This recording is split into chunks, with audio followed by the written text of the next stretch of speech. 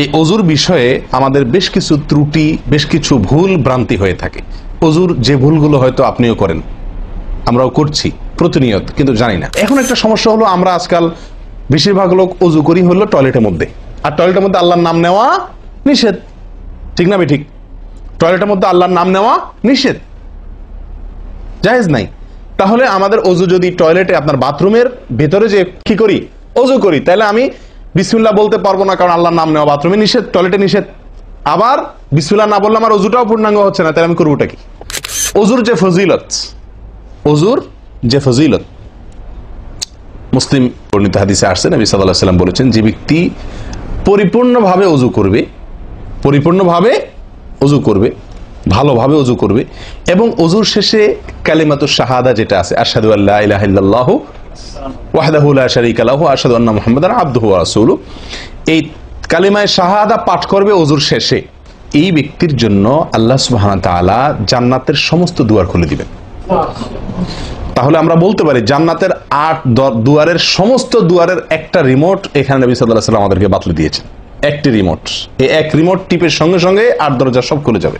সেটা হলো অজুকে কি করা, পরিপূর্ণভাবে করা। এখন একটা সমস্যা হলো, আমরা আজকাল বেশিরভাগ লোক অজু করি হলো টয়লেটের মধ্যে, আর টয়লেটের মধ্যে আল্লাহর নাম নেওয়া নিষেধ, ঠিক না? ঠিক, টয়লেটের মধ্যে আল্লাহর নাম নেওয়া নিষেধ, জায়েজ নাই।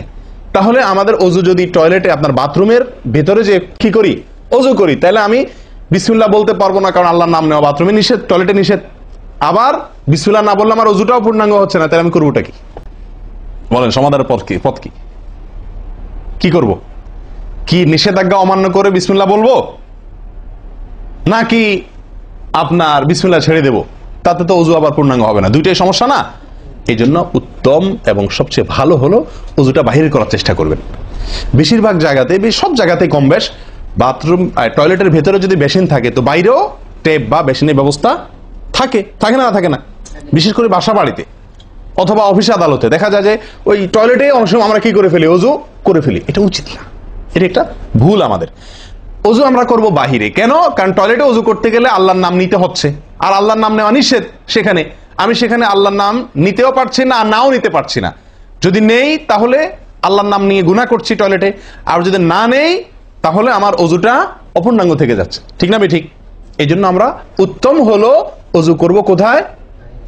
বাইরে এসে, যে কোনো টেপে। কথা কি বুঝাতে পারছি? বাইরে এসে। একান্ত যদি কখনো আপনি বাধ্য হয়ে যান, বাইরে ভিড় নাই, ব্যবস্থা, সেটা ভিন্ন কথা।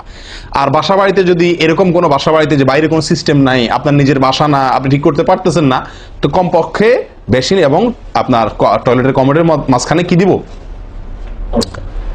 একটা পর্দা বা ওয়াল, কোনো কিছু দিয়ে নিব ইনশাআল্লাহ। কথা বুঝতে পারছি ভাই? আল্লাহ তাআলা আমাদের সকলকে এই বিষয়টি লক্ষ্য করার তৌফিক দান করেন। তাহলে ভাই, আমরা বিসমিল্লাহ পাঠ করব অজু শুরুতে, লক্ষ্য করব ইনশাআল্লাহ, যাতে করে অজু শুরুতে বিসমিল্লাহ পাঠে ভুল না হয়। মনে থাকবে তো ইনশাআল্লাহ? আল্লাহ আমাদের তৌফিক দান করেন।